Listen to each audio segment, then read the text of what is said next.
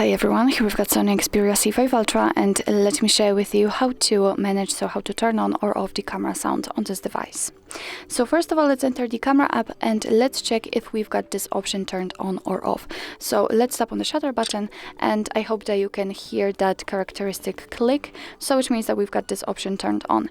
If you want to turn it off, then we have to focus on the settings. Let's tap on it and tap on more. Now we have to scroll down in order to find the sound option. As you can see, it's right here. It is activated. We just heard that, I hope. So in order to turn it off, all you have to do is to tap on the switcher like that. And after getting back, you can tap on the shutter button, and trust me, I cannot hear anything, so it means that we just successfully turned off this option.